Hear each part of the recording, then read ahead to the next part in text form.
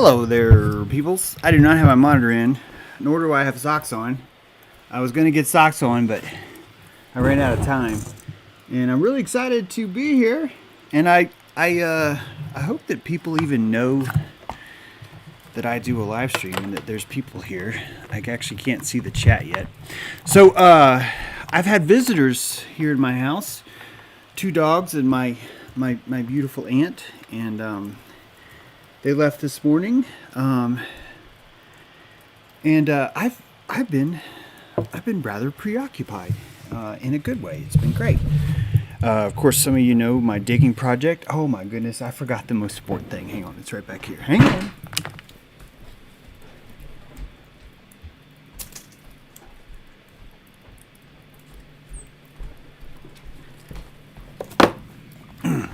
Some of you know that I have a digging project. Sorry about that. Hey, Graham Love, thanks for the super chat already. I am Shiva. Dance, dance, dance. I love it. I love it. Great to see you guys. Thanks for being here. There are people here. Lovely. Lovely.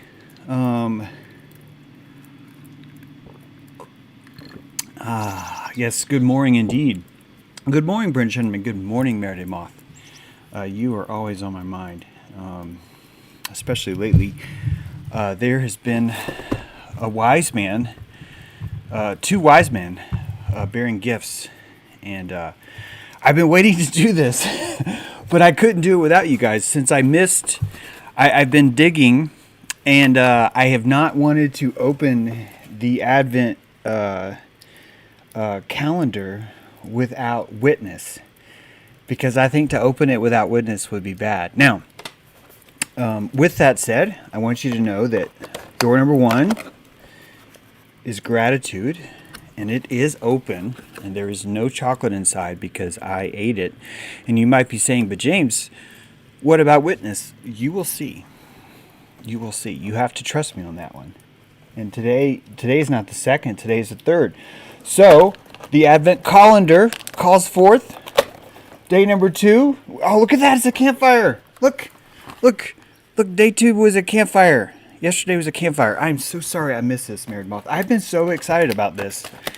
And look, I didn't steal the candy beforehand. See that? And my friends, it's a double day. So we get to go to number 3 here, right? Prometheus is like, hey man, stay away from my airship, but it's okay, buddy. It's right below you. So you're still there.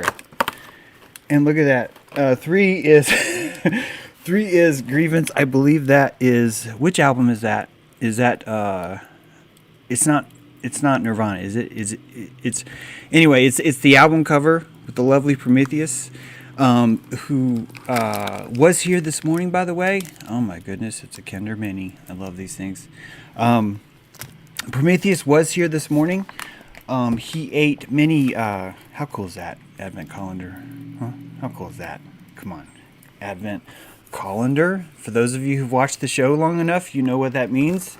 For those of you that don't, it's good to have a reason to punish or to reward, I should say. It doesn't matter. They're both the same. To reward those who've watched the show longer.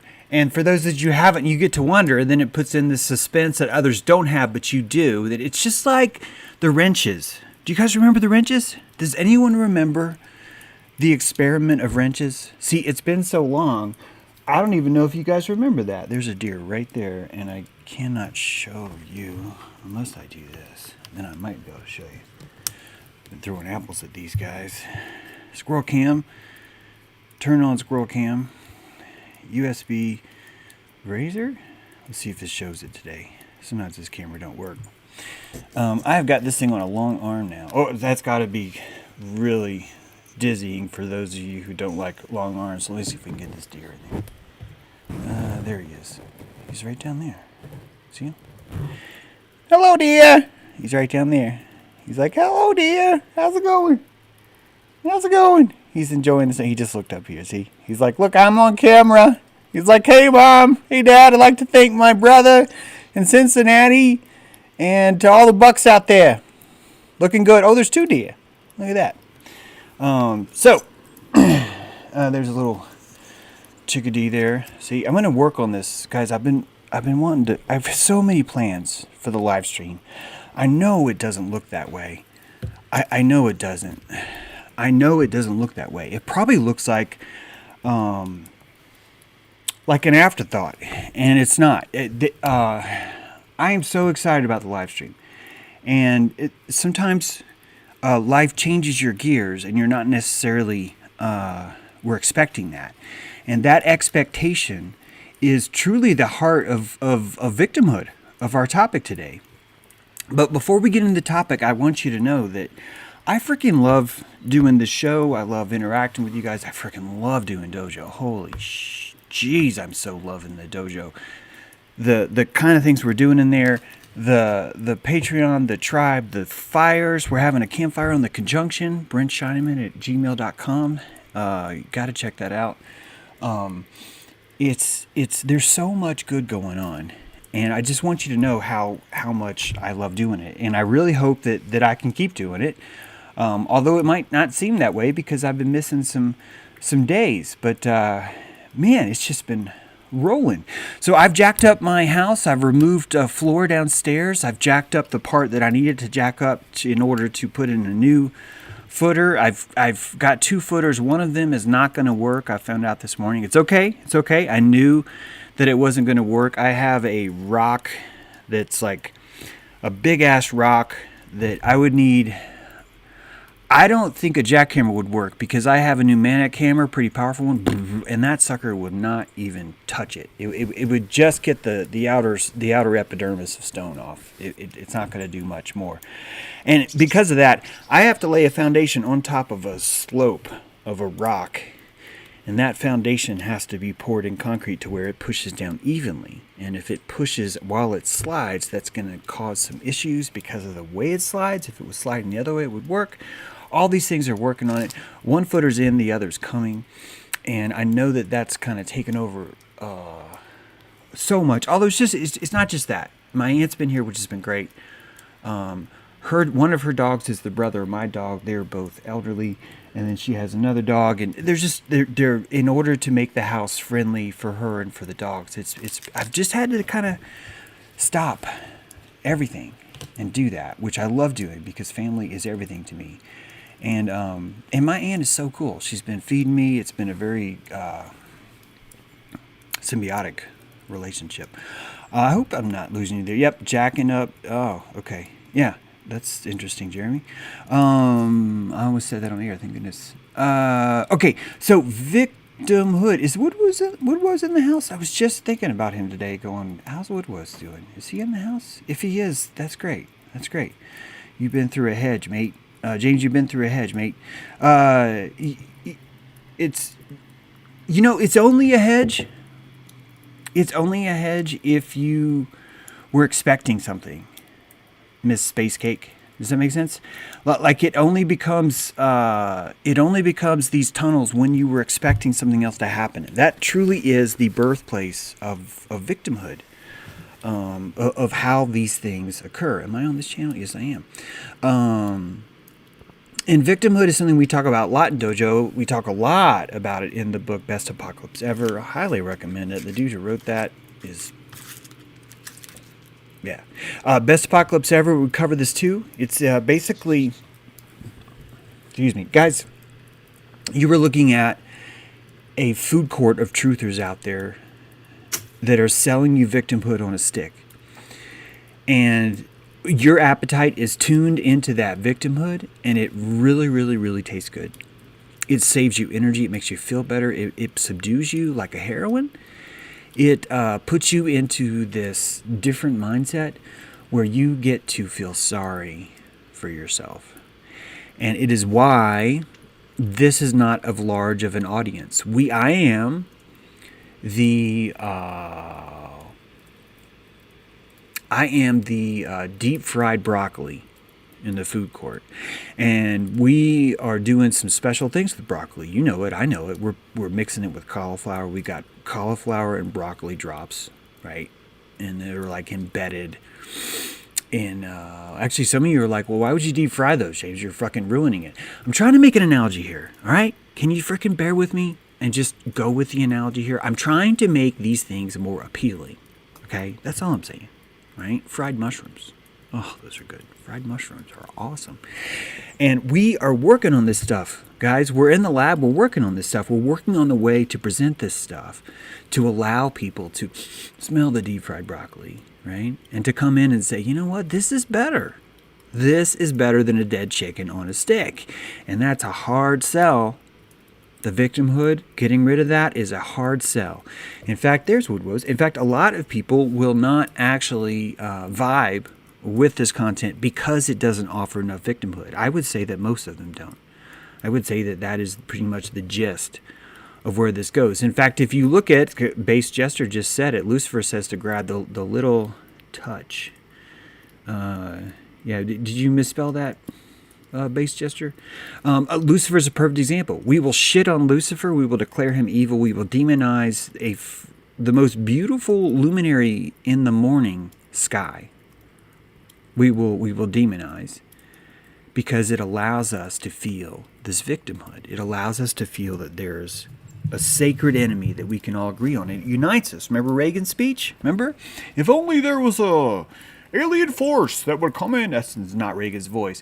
But if only there was an alien force that would come in and take. That's kind of like a Bush Reagan, isn't it? Well, Nancy says if there's a foreign voice that I forgot I was talking about. I switched into Reagan and I frickin' forgot my thoughts. See, that's how good I am at doing Reagan. As soon as I snap into Reagan, I forget what I was even talking about. That's hilarious. So the victim. Oh yeah. If there was an alien force, it would unite us together because we'd have something to be against. But inside of the other thing, yeah, I love her artwork too. Shiva Shampoo. Hats off to Shitmoth for doing all this amazing art. Not only on the Advent calendar, but just all around. Just some really great stuff. Yep. Lucifer was at the right hand of God, the most beautiful angel of all. So we were told from the stories. Yeah, I don't know. I don't know about that, because doesn't that set up a hierarchy, Electric Sheeple? Aren't we? Why does God need a hierarchy? Because companies need a hierarchy because the person in charge wants to be able to control everyone, and he doesn't have enough power. He doesn't have enough omniscience. So he invents a hierarchy. A church, in order to manipulate its people, will establish a hierarchy so that it can say one person can give an edict and everyone else can follow it. You need that hierarchy because that one person doesn't have enough power to reach everyone's ears. But God can not only reach your ears, God is your ears. God is your ears. And it seems to me insane that we have to create this hierarchy, that he would need a hierarchy to distribute information to us. Does that not strike anyone as odd? Does that not strike any one of you as odd? How limiting and insulting it is to imply that God would need a hierarchy to even talk to you. That your reverence for him must go through a bureaucratic shell? A shell corporation? Masquerading as a religion, masquerading as a belief, which truly, which is what my book talks about, religion is the omission of God from the world so that you may find him. Omission, the core belief of religion, is that God is lost to the world. God is gone to the world, and we must find him. That is the ultimate victimhood. And as you're going to find out today, that victimhood comes in a lot of flavors. In fact, if we get to it, victimhood isn't even bad. And I say if we get to it because I don't know if the audience will have the foot power to get there. I mean collectively. Because there's a lot of things that you have to jump over to get here. You have to jump over a lot of chasms to fully understand this to get back. First, we rape your victimhood. And then we come back in and we apply it again. Why would we do that? Why are you referring to yourself as we, James? Good question. I will ask myself and get back to you later on that. But we, the collective we, it's my ability as a writer to create brother fraternity with you. I think that's probably why I use we, to be completely honest. It's my attempt to install fraternity, to say, I go through this too, I struggle with this too. But the truth is that we need victimhood, that not only does victimhood help us navigate the world, help us feel better, help us save electricity, it helps us regulate. it helps us regulate, and we're going to get to there. But first, let's actually look at what it is. The reverence that we have for victimhood is a new phenomenon. Hello, Jack68. It is a new phenomenon that we have in this world. Yes, we did not always relish our victimhood. In fact, the first meaning of good and the first meaning of evil are not what they mean today. Good meant strong. Good meant capable. Good meant winner. Good. It's actually better to say more like successor. Someone who succeeds is good. Someone who fails is bad. Evil meant feeble, to miss your mark, to sin. Sin meaning to miss the missing of an arrow, to direct your cause and to miss. That's why this idea that there's a perfect evil is so stupid and retarded, because the very definition of evil is to miss these things, is to be decrepit, is to feebleize, is to degrade, to live for degradation. And I would say to you that how could there be a perfect evil? Because that would be the opposite of degradation. That would be the antithesis of degradation. But we insist, no. We insist that evil is this perfection. In fact, we've turned these ideas of Lucifer and evil on its head, and we've created the etheric realm of thought, of logos, and placed it in the ether realm, which is the realm of Lucifer. Please look up Rudolf Steiner on this if you don't believe me. But the etheric thought of perfection, of geometry, of the Platonic solids, this world of moral absolutes, this world of logos, this world of this invisible realm where everything's perfect, and we are here lacking that we are the sucking of this perfect world. That is victimhood incarnate from Lucifer, using the idea of our ideal of our perfection, something we used to worship, and turning it into this whole other form of voltage regulation. And we've been very clever about this. We've used it to enslave ourselves. That having a victim helps you because it removes your responsibility if you can prove to everyone around you without a shadow of a doubt that you are incapable of doing this because of someone else outside of you. That it is their fault. And that's a service we subscribe to. We walk through the food court saying, I don't want broccoli. I want a dead chicken on a stick. And we need that. It makes us feel good. Victimology, the study of victims of crime and the psychological effects on them of their experiences. Listen to this. The possession of an outlook arising from real or imagined victimization that seems to glorify and indulge the state of being a victim. And most of this seems impossible because we've never even considered this. Hi, Gaia Hypothesis. Missed you too. Thanks for coming back, y'all. We have perfected the art of victimhood. We have turned it into a professional event, into an Olympic sport. The Victimhood Olympics, that term that I'm sure you've heard, the reason why that's real is because it's real. Politicians build their careers on victimhood. Ideologies build their careers on victimhood. Academia builds their careers on victimhood. And that's because it's profitable. But it's only profitable after we changed our definition of what this means. But truthfully, I'm kind of skipping here, but bear with me. Truthfully, I want you to understand that emotional distress, consequences of crimes, being a victim, right? Emotional distress are the result of crimes, a recurring theme for all victims of crimes. The most common problems, listen to this, affecting 3/4 of victims were psychological problems, including fear, anxiety, nervousness, self-blame, anger, shame, and difficulty sleeping. All of these, including PTSD, we'll get this before I explain it. Victims may experience the following psychological reactions. Increase in the realization of personal vulnerability. Linda, if you're listening, this is why I talk about the difference between vulnerability and permeability. Increase in the realization of personal vulnerability. The perception of the world is meaningless and incomprehensible. The view of the person, the subject, the victim in a negative light.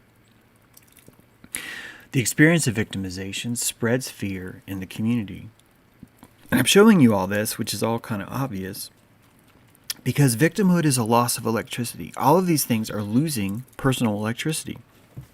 Fear, anxiety, nervousness, self-blame, anger, shame, difficulty sleeping, PTSD. These are losses in electricity. You were wasting, I shouldn't say, you were spending energy. You were spending your energy on the victimhood. And why would you do that?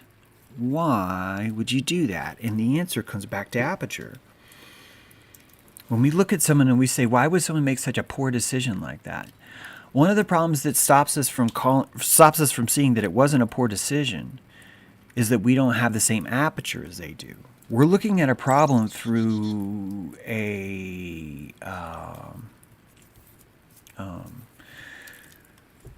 we're looking at the journey. There we go. We're looking at the journey in a car that has a full tank of gas. But the person who chose to make that decision, to make that journey, only had a few drops of gas in their tank. And so they didn't even drive. They got out and they walked. And they didn't even walk. They turned around and they walked the other way. And you're like, what a stupid decision. All they had to do is get in their car and just drive, and they would have been there. And you don't understand because they had less fuel than you do. You don't understand that their decisions were based on the amount of fuel, i.e. electricity, that they had to spend. And that when you have less to spend, you're going to make different decisions. You go in the grocery store. We judge poor people for eating shit food. But all the food in the center of the grocery store, and if some of you have weird grocery store layouts, fine, just forget this, okay? But in the center of the grocery store typically is the dry goods, the packaged food. The food is such a broad term here. The additives, the preservatives, the shelf life stuff, right? And they buy that, and we judge them, and we're like, well, look how bad it is. And that's because when you're poor, nothing sucks more than watching a vegetable rot. Nothing sucks more than trying to figure out how to keep this stuff fresh, how to keep it all working. And even when you do try and buy vegetables and come home, you realize that the spices, any kind of things that you might need, that you might want to add in there, anything else are going to bankrupt you. And we haven't even gotten into the equipment it needs to even cook this stuff. We can't even see that.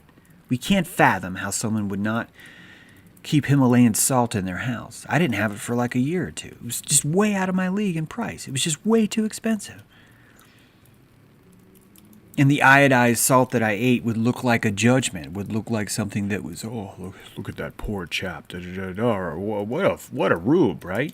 But the entire time that made perfect sense to me because of the amount of electricity I had to spend, and victimhood is exactly the same way. And when you spend your electricity on self-blame, fear, anxiety, nervousness, shame, difficulty sleeping, and PTSD, your decisions now allow you to shop in the center of the grocery store. And you can buy the shit food, you can take it home, and it will stay in the shit cabinet. And you will feed it. You will eat it. And others will judge you for that, and it will still make the most sense. In fact, if that person was inside your aperture, they would do the exact same thing. And this victimhood is a shifting of gears. It's a lowering of our transmission to slow us down enough to where we can make a decision that we are comfortable with. Because the idea of making that journey to the promised land is just way out of our league. The song, Tracy Chapman used to sing a song, if you had a fast car, it's out there, it's smoking out the streets, and rest is better. And the whole time when I was a kid, I would listen to that song because I didn't have enough compassion. I would be like, why don't you just fucking walk? Like, if you don't want to be in the inner city, Tracy, and things are so shitty there, just leave. I mean, you're in the song, you know that there are greener pastures out there. You know there are other places you want to go. Why don't you just walk, take a bus, do whatever it takes and go? And I still do feel that. In fact, you'll see that lesson coming through here. But I understand that the aperture was more of what was affecting that decision. That the aperture of the person that has that is limited. And it's not even limited by falsities. It's limited by their reality, isn't it? Their reality is limiting themselves to where they're at, what they're capable of, what it is they're doing. This victimhood is a throttling we use to make ourselves feel better. Now, imagine you're on a roller coaster and anyone on the roller coaster gets to ask, hey, can we slow this down? I'm scared. Can we slow this down? I'm scared. Imagine how shitty that roller coaster ride would be. You want to go faster, but you can't because everyone on there is allowed to say, this is too fast for me. I don't want it. And it's anonymous, so you don't even know who's doing it. You don't even know who's doing it.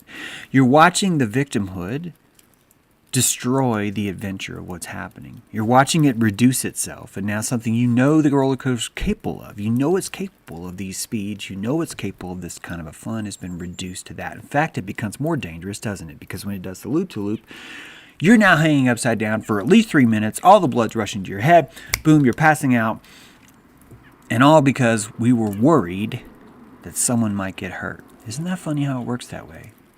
And the more we start to look at the electricity of this, the more we can cut through the bullshit, the more we can stop listening to people's stupid excuses as to why they're shedding electricity and just look at the fact that they're shedding electricity.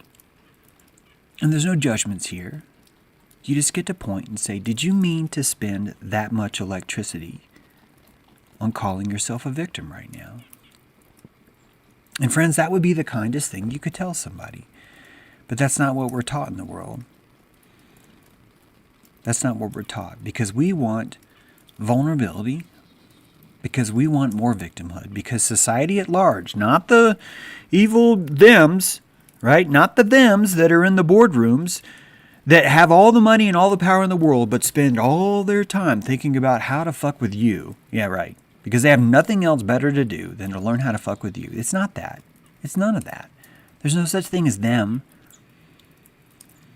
You are looking at a mass consciousness saying the roller coaster is going too fast, slow this shit down, slow this shit down, slow this shit down. And we are hurting ourselves in the ability to make ourselves feel safe instead of enjoying the ride. And that is the only them you need. If you look at that math, you will see that is the only them you need in this world. And that truly, most, I cannot say all because one of you will go, well, what about this? Most victims in the world are volunteers. And you cannot be selling that on a stick in the food court. You cannot. I have to invite you back behind the curtain. And I have to say, do you want to try something really cool? And you're like, yeah. And you're like, all right, here, try this. There's no victimhood in that. Can you taste that? And they're like, holy shit. This is pure, raw, unbridled sovereignty. James, this is fantastic. Like, I know. But you can't take it out there.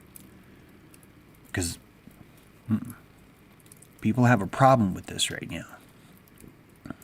And we're learning to see our electricity. We're finally learning as part of what the apocalypse is all about, isn't it? Environmental theory. The environmental theory posits that the location and context of a crime brings the victim of the crime and its perpetrator together, right? Early 2010s discovered that more trees in an area are congruent with lower victimization rates. We believe that large street trees can reduce crime by signaling a potential criminal that a neighborhood is better cared for, and therefore a criminal is more likely to be caught. James, why are you telling us this? Because that city with the trees, a city that has more old-growth trees, is 13% safer because the criminals apparently think that the city's well taken care of, is a macrocosm of the microcosm of your electric field. And how you hold yourself, how you carry yourself, is directly proportional to the amount you are victimized. And that fact, my friend, is no, you cannot say that today. You cannot say that today. And it's funny because even on Wikipedia, inside this article, it's telling you something that we're not allowed to say, but you'll find out soon when we get to slut shaming. There's a victim-proneness that we discuss that suggests that actually men in their prime, I'm going to read this whole thing. There have been some studies recently to quantify the real existence of victim-proneness. Here, proneness versus victim blaming. Watch this. Contrary to the popular belief that more women are repeat victims and thus more victim prone than men, actually men in their prime, 24 to 34-year-old males, are more likely to be victims of repeated crimes. Additionally, the result comes from someone they know. The crime is instituted by someone they know. Macrocosm, microcosm. Your electric field will be victimized, one, by the lack of trees. By the lack of old growth trees, your field will be victimized. What does that mean? From the lack of proliferation, from the lack of self-proliferation, of self-beauty, of self-love, of self-care. These neighborhoods were lower in crime because it was believed that the people that lived in the houses were more likely to report a crime when they saw it, simply because they had larger trees in their yard. Your field has a sheen to it. Your electrical field has a sheen to it. And if that sheen is tarnished, someone is going to see an invitation to take energy from you. And the more tarnished your field is, the more prone you are to being a victim. That's right. Now, in that study, it said that it's actually men in their prime are more likely to be victims of repeated crimes, not women. And by the way, this isn't saying that men are more violated by crime. No, it's just saying that they're more likely to be victims of repeat crimes. And I think that you will find that the reason why this is because men are taught. We are taught how to live our electric field in this open way. We're shamed at closing it. We're already told how dangerous and destructive we are and how important it is that we be vulnerable, not permeable. And you would even suggest that since women always have, when I say always, I'm using that very broadly too. I've heard, I'm not a woman, I've heard that many women have this psychology to them that just automatically has them on guard. They are more on guard when they're alone. I know for a fact that women feel abandoned when they watch their man act like a bitch and wear a mask in public. I know for a fact that's the case. And that maybe the reason why women are victimized repeatedly less, meaning second time or more times less, is because they are more aware of what the world is like. They are more aware of their own vulnerabilities. And they already know what to do about that. They already know how to cover that up. They already know how to protect themselves more. But that's the antithesis of what we're trying to do. Psychologist William Ryan coined the phrase blaming the victim in his 1971 book of that title. Ryan described victim blaming as an ideology used to justify racism and injustice against black people in the United States. And I'm bringing this book up, Blaming the Victim. I'm not saying this is the only book, by the way. This is the harbinger, right? This is the first horse. This book shows you the food court change when someone said, hey, dude, what if we take chicken, wrap it in bacon, wrap it in maple syrup, wrap that in powdered donut stuff, and then dip that in chocolate, and then cover that with nuts, and then wrap that with caramel, and then sprinkle giant salt crystals on top of that, and dip it, ferment it in alcohol. And the food court said, yes, we will take that. That sounds really good. Fuck this broccoli. Oh my gosh, we want that so bad. And this book was the harbinger of that because it started to turn the page and glorify the victim. And if you look back in history, as we dealt with psychology, as we dealt with criminology, this was not always the case. That criminology used to consider the victim and the perpetrator as in a relationship together. And that relationship was held up in scrutiny. And the result of that was that the penal rates, the cases that were coming into court were higher count. They were like, first of all, they were less. We were reporting cases less, but second of all, the ones that were being reported were much more severe. That the minor petty victimhood basically did not exist And we fucking created it. We created a market for it, and this book helped do it. It was just one, by the way. I'm not trying to say this is the book. Blaming the Victim by William Ryan.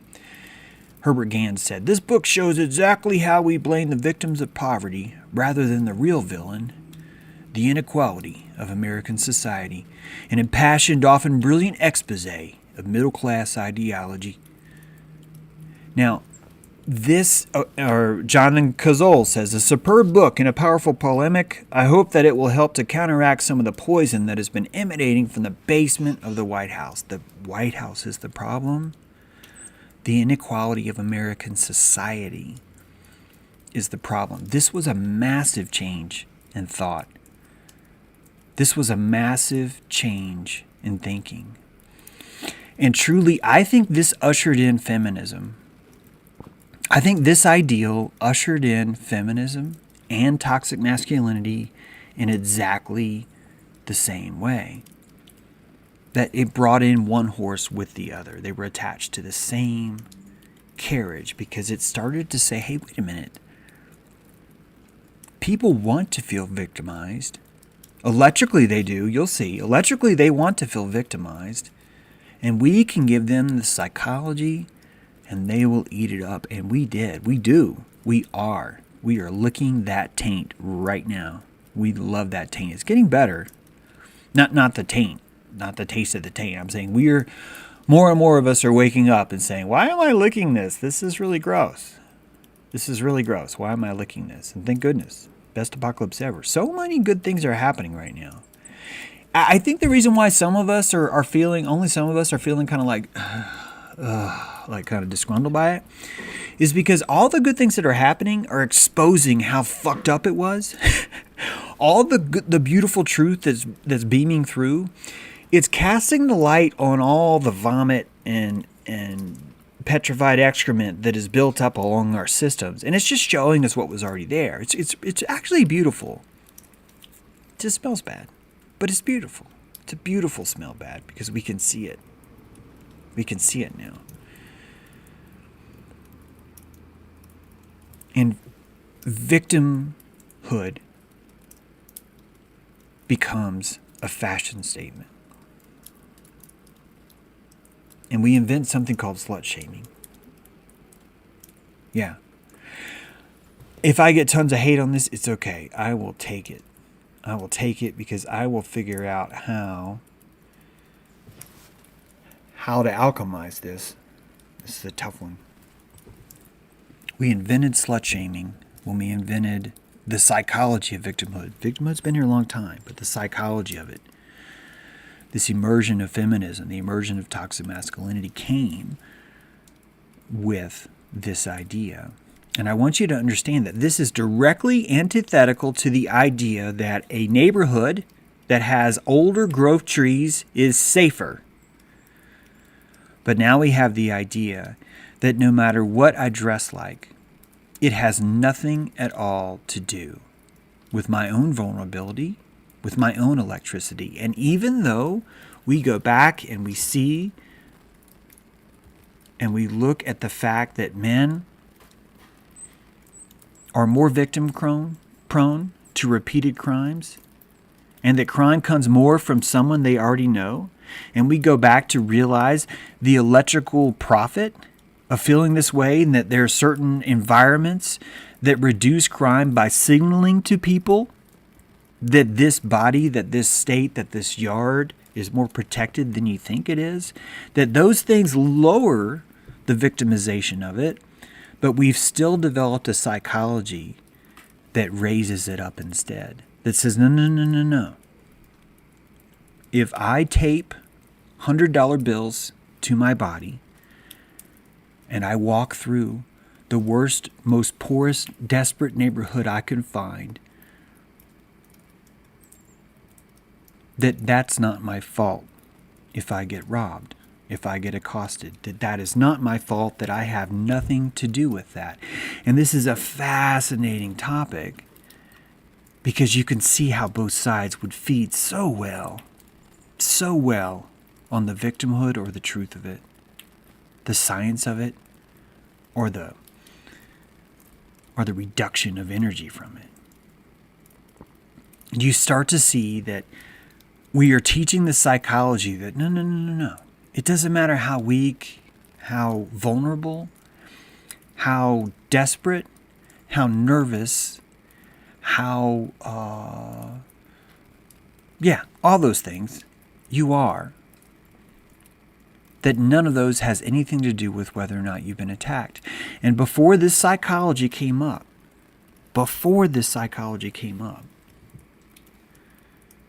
we didn't look at it that way.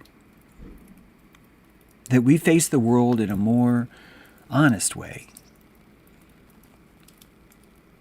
This is the jungle, baby. There are predators out there. And predators will always go after the weakest zebra, the weakest gazelle. They look for the weakest. And when they find the weakest, they isolate that person and they move in. Now, the weakest, if you look at all crime statistics, it's someone you know. And that's how this natural world of predator, of jungle, works in humans. It's just more sophisticated because the fractal's more unfolded. So we have trouble seeing it's the same thing. That knowing someone is being vulnerable to them. And we still have to learn about permeability versus vulnerable, don't we?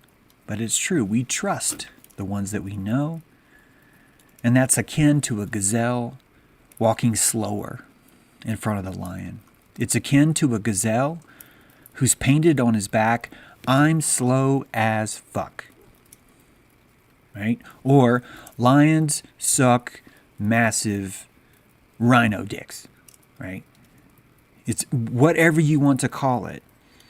The natural world, the predator world, the world that we live in, that we're pretending we don't, the world that we live in has this kind of appetite built into it. That it looks for the weak, that it looks for the prey, that it looks for this. And we have decided to create a society where we want more vulnerability because we are selling the idea that we need law and order. We are selling that idea that we need law and order.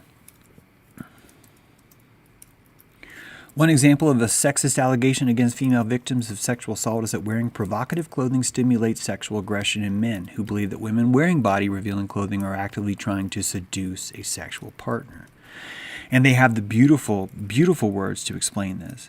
Victim blaming is also exemplified when a victim of sexual assault is found at fault for performing actions which reduce their ability to resist or refuse consent, such as consuming alcohol. That by you lowering your own field, by asphyxiating your fucking brain, that you should still never expect that someone might take advantage of that you might be preyed upon with that. That if you want to put a plastic bag around your head and wander through Times Square, if anyone does anything to mess with you, to hurt you in any way, that you bear no responsibility in that. And we can live that way. We can. We can paint this world where that's how it's supposed to work. And all you end up with is a bunch of male lesbians. All you end up with is a bunch of feminists screaming the beauties of how proud they are that they're a slut. That creating these pride parades, these sodomy parades, these slut parades, is showing you how broken this system is. And it shows you how profitable victimhood is. Because you can't even define the word pride now on Google without seeing an ad for sodomy, without seeing an ad for revealing all of yourself and walking down the street and claiming, "I proudly shove things up my butt with other men who shove things up their butt because we have pride." And you end up with this inversion that is so sick and twisted that most people just look away. They can't even fathom how to fight it. They can't even think about how to begin. And we end up with these kinds of thoughts. We end up with the thought that sexism is at the root of female rape victim blaming. That the reason why people get raped is because of sexism. And how do you fight invisible sexism? How do you solve that? How do you fight an invisible hypothetical enemy? You know the answer. You don't. You shed electricity on them. That's what you do. You shed electricity on them. We even have an ideal victim that we've defined, but it still goes against the psychology that we're preaching on the social side. The ideal victim is one who resists their attacker and exercises caution in risky situations. And that a victim who intimately knows their attacker is also not considered an ideal victim. So we even know how the science works, but we still want to sell victimhood on a stick. We still want to sell that. And we win presidential elections because of it. Where even Donald Trump can claim that he's a victim. He's a victim of the very media that put him in power. He's a victim of the very media that says he's an underdog and no one would expect him to win because he's an outsider. Even he knows how to play that card, and look how wealthy he is. Yeah, it's a good card, the victim card. It's good because it turns you inside out. It inverts you. It creates that sarcastic hyena that we talk about here. And it creates that triangle. That beautiful, beautiful triangle makes the world go around. Persecutor, rescuer, victim. It's gorgeous, right? The government is the rescuer and the persecutor. Funny how that works, right? And now it's profitable to be a victim. And the reason why it's profitable is because it's all electric, guys. It's all electric.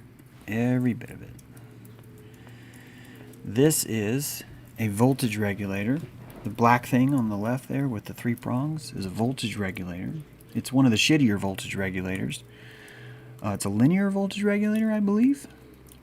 And what happens is you have an in and an out and a ground. The ground is the middle pin. The left pin is the in. It's not always the left, depends on which way you're looking at it, but we'll just say the left pin's the in, the right pin's the out. You send 24 volts into this unit, it will output 5. Where did the 7 volts go? They go out that heat sink right there. The thing on the right, that's the heat sink.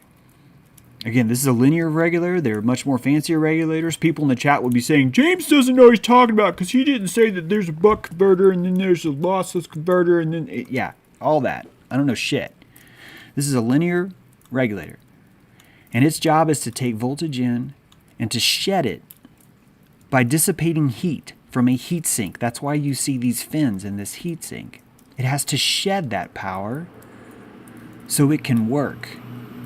And you and me and all of us have these voltage regulators inside of us, and it's purely based on our capacitance, our capacity to hold current. And if we get too much current, we will distribute this heat. We will distribute this heat in a fractal way. And when I say fractal way, I mean it will come out not as simple as what you would see in electricity as heat, but because humanity itself is the same fractal as above, so below, that the heat sink will come out as fear, anxiety, nervousness, self-blame, anger, shame, and difficulty sleeping. That is a linear voltage regulator. You are a linear voltage regulator, and that is how you're running your circuit. And you have logic inside you that determines how much of that current you want to keep and how much of that you want to shed. And if you give yourself too much current, you will feel uncomfortable and you will shut down.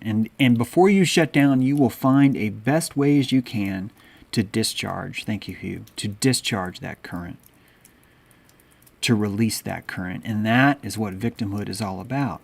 Victimhood doesn't mean you're broken. Victimhood means you're working.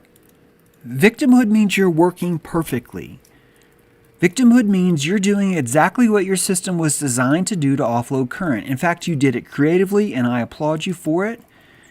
And there's better ways. That you can raise your capacitance and hold more current, and the more current you hold, the less victimhood you will shed, because you will feel comfortable holding 12 volts. That your system will no longer say, hey dude, I can only run on 5 volts, stop sending me more voltage. And for the very first time, you will wake up in the morning and feel 12 volts and not instantly start victimizing yourself. And it's that fucking simple. And it starts with simple things as stalking yourself, as watching, as regulating. A voltage regulator regulates as regulating your voltage and learning to see what your capacitance is. And just like you would work out a muscle, you can practice holding more current, you can practice running more voltage through your system, and you can gain the ability to raise your standard operating voltage. And you see this. There are those around us who can do this better than we can. And we can do it better than others can. And I can't say more clearly what the dojo is all about. If anyone wants to work on their electricity, that's what the dojo is for. It's for this. It's for working on it. We're not here to end victimhood. We are here to stop losing electricity. Because there's a difference between losing electricity and spending electricity. All of us are here to spend electricity. I spent electricity on my aunt. I spent electricity by not live streaming. I spent electricity by whatever. We all do that. We spend electricity. It's how we show love to each other. We spend electricity on each other. So we're not here to not spend electricity. No. We're here to stop dropping the electricity on the parking lot before we get home. That's all. And that's such a vital part of what we do in the dojo. And if you don't want to join the dojo, that's cool. Read Best Apocalypse Ever, my newest book. It covers this stuff. It covers why we do this. And until you understand why we want to victimize ourselves, you're always going to be looking for the Luciferian secret pedophile that's out to kill you. You're going to be buying the fucking dead chicken on a stick in the food court that sells you the idea that all your problems are not here, James. They're in a secret fucking boardroom run by these dudes, or these dudes, or these dudes, or these dudes. And if you were to add up what they are, holy shit, the list would go on forever, right? You got Jesuits, you got Jews, you got the Dark Mothers, you have the fuck, man, there's so many. You got the Illuminati, you've got the family, the dark families, you've got the Vatican, you've got all these different things. You got the Rockefellers, you've got Soros. It's been so long. I stopped even paying attention to these guys. Those are the heat sinks. Those guys are your heat sinks. In this truth movement, we are wasting so much electricity on what we could be doing because we're throwing it off and we're offloading it all into these fucking heat sinks. We're like, oh God, we're being tortured by them again. What are they going to do to us now? Well, they're going to do this. Oh God. Tell me about their next agenda. Well, it's Agenda 2647. Oh, geez, that sounds awful. When's that coming? In 2647? Holy shit, what are we going to do? Well, we're going to read it. We're going to read it and we're going to freak out. We're going to read Agenda 2647 and we're going to have fear, anxiety, nervousness, self-blame, anger, shame, and difficulty sleeping. And why are we going to do that? Because we need to lose electricity. Thank you, Formidable Jake. Keep crushing. One love to you and the tribe. See, Formidable Jake just inserted electricity. Why did he insert that? Because he chose to spend it. Hey, Prometheus Peanut. He chose Black Hand Society. Thank you. He chose to spend it. Black Venetians, nobility. Yes, black nobility. That's what I was thinking of. Thank you, Bible Book Club. Appreciate that. Yep. Oh, don't forget the Nasons. Thank you, Hugh. Of course, the Freemasons. Of course. Marty Leeds. He's one of them. Fuck. That dude's a Freemason. He's sitting there going, I'm going to take everyone's electricity. You know, it's all, thank you, Joe Mega. There's a link in my book there. It's all how we run our prana economy. That's why I use that word. Because I can't call it electric economy because it's so much more profound than that. And that these feelings that you're having, the doubt, all that, the belief, the doubt, the inspiration, the suppressiation. That needs to be a word. Expiration. Yeah, the inspiration and the expiration. These feelings that you have, the shows you choose to watch, the people you choose to commune with, are all based solely on your prana economy, on what it is, your capacitance right now, and you can hold so much more electricity. You are a coat of many colors, and you are glowing in 12 dimensions right now, and you can't see it because the victimhood is creating this false field that covers it all up. And so you won't even get in the car to go because you only have a few drops of gas. You're going to get out and you're going to walk the other way because it's fucking pointless. And you're going to work on these things. You're going to grow because the apocalypse is going to crush you if you don't. That what's happening is going to crush you if you don't. And if you want to know what true victimhood is, it's taking a vaccine. It's enrolling in the military. It's voting. It's complaining about this system. It's expecting it to change. It's living the lie every day. That these are electrical decisions we make to fit our circuitry, to find a way to explain the logic, to get us out of bed and get us through the day. We have so much to unlearn. And just like victimhood, core shame's the same way. It's something else I cover in the book. It's something else we cover in Dojo. That first we need to rape that core shame because it's all false. And after we get rid of that, you will find that core shame is truthfully the most important electrical element to your entire circuitry. That your fear of being exposed is what it feels like to love yourself. Yeah.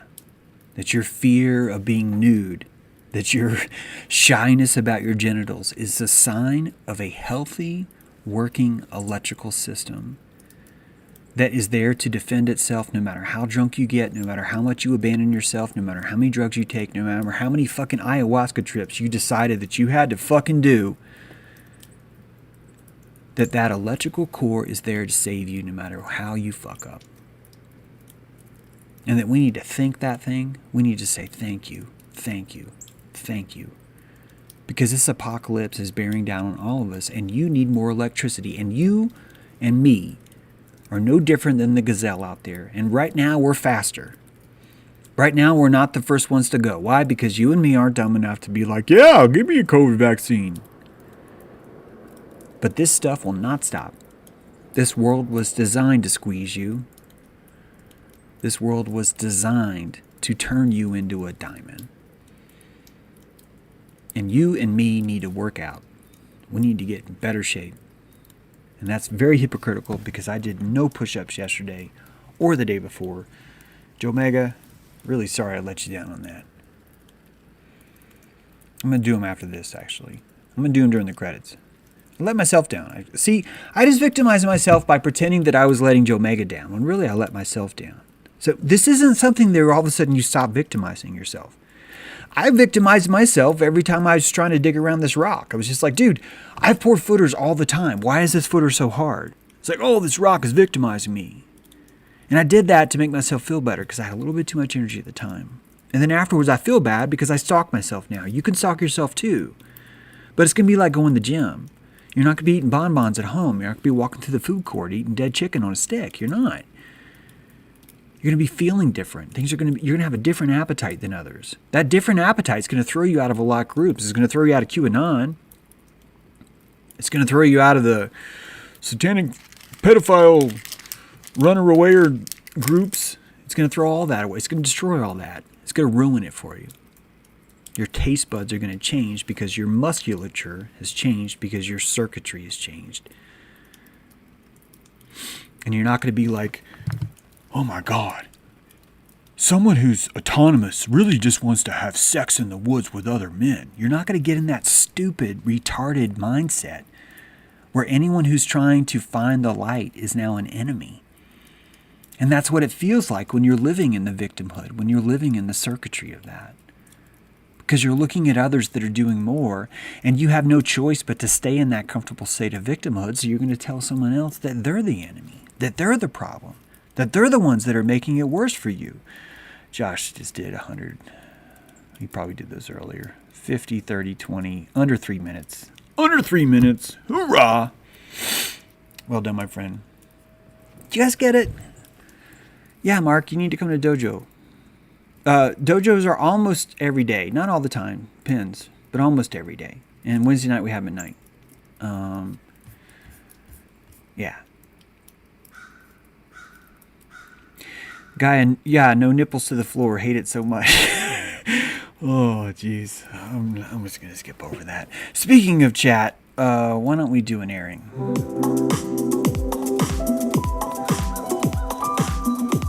Yeah, good old slurping there. Slurping that up. Slurping that victimhood. Slurping that victimhood. Anybody got any grievances for me? Anybody? Anybody got any grievances for me? Now's the time to give me your grievances. Give me that grievances. James is sexy without push-ups. See, Gaia is trying to support my victimhood right there. Thank you so much, Gaia. I appreciate that. I'm so much better with push-ups, I promise. I promise you that. If anyone has any grievances, now's the time to give those grievances now before we sign off. So good to start the day with a big dose of truth. Thanks, James. Oh, thank you, Catherine. Thanks for being here. Guys, I'm sorry I haven't... I don't mean sorry like that. Like, it's not like I late. Anyway, I freaking love doing this. And the wind is open today. It's beautiful. There's a titmouse right there. Let me see if I can jump over to him real quick with my camera on a stick. Oh, he just flew away. But I gotta learn that. Ooh, yeah, there we go. There we go. We're gonna get better at this. See, I've got it on a long stick here, and we'll be doing more with this later too. So yeah, looking forward to. I really wanna take the show back and put it on a regular schedule again. I'm just getting there. I got to finish that still. Still working on push downs, Hugh. Good job. That's a good grievance. I should have put Brussels sprouts in your calendar instead of chocolate, said Shipmoth. No, you should not have, because after I do my push-ups, I'm going to eat one of these, and then later tonight, I'm going to do another set to make up for yesterday, even though it doesn't really make up for it, and that will be my reward for the other. So all of these are earned electrical things. Grievance, pay attention to the sink, James. I did those push-ups before you said anything about working out on the stream. I didn't realize that. Okay, thank you, Joe Mega. Thank you for that correction. Like right before. See, it's funny. We're in sync. Yeah, you're right, dude. We're in sync. We're in sync, Joe Mega. You're right. Hell yes, bad JT, no push-ups. Yeah, I deserve that, Liberalora. Thank you. Love your family, Kristen. Yeah, you should. I think that's a general. You could be talking to someone else. Can you start over, James? My grievance. No, Hugh, I cannot start over. Had a titmouse flying in my. Aw. Kristen and Hannah gets it. Oh, yeah, that was me who said that. I appreciate waking up. Oh, thank you, Distorting Light. Thank you for waking up. And that's one thing. Thank you for waking up. And secondly, I'm glad that you find this stimulating. I find it stimulating too. Have you done your own audiobook? Not yet, Canterbury, but it is in the works. It is. It is in the works. Looking forward to it. I don't get the notifications when you're live, says Ja. Sorry about that. Rose 777, love you all. No grievance. I open my avocados on time. Oh, that's fantastic. I love that, Rose. It's Rose is the kind of girl who knows when to open an avocado. I can't think of a better compliment than that. Seriously, I can't think of a better compliment than that. All right, guys. My irritable bowels are my grievance. Israel. Everyone, let's send Israel to Leon some good flow. We'll just say that. How about that? Everyone let's get some flow to Israel. There we go. Okay. I'm glad you were here for this, Stereo Freak. Thank you for being here. D-Max in the house. That's great. Always. Thanks, Nicodemus411. James is always good. Yeah. All right, guys. Let's sign off. There's a dojo today. If you want to sign up in time, you still can. You can do that on jtrue.com. You'll just see dojo. Click on there. Or if you're a patron at the $19 level, you get in dojo for free.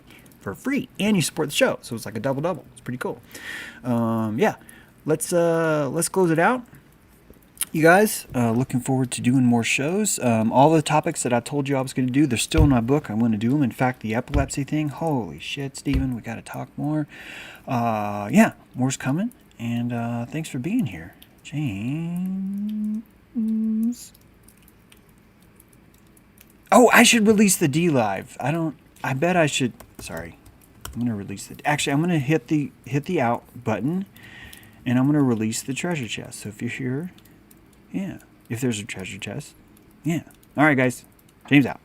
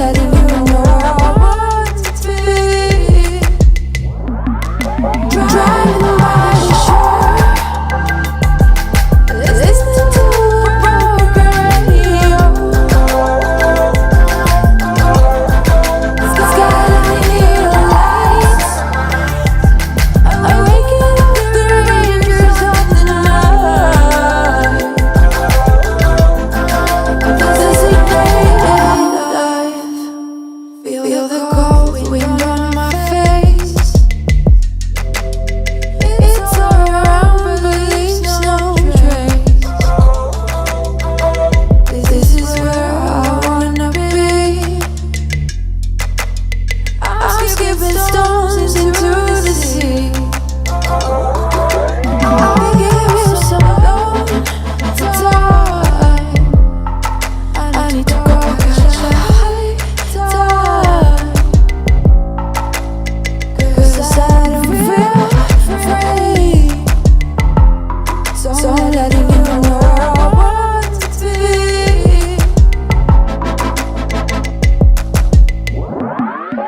Driving by the shore, listening to a broken radio. Skyline neon lights. I'm waking up the rangers of the night. Designated life, driving by the shore.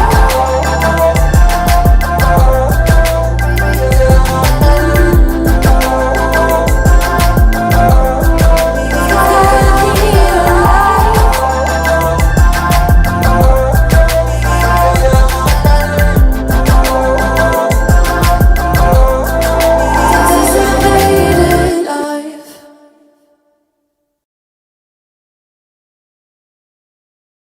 Okay, I did 33 and then 14. I know I'm out of shape, but I'm gonna do more right now. But yeah.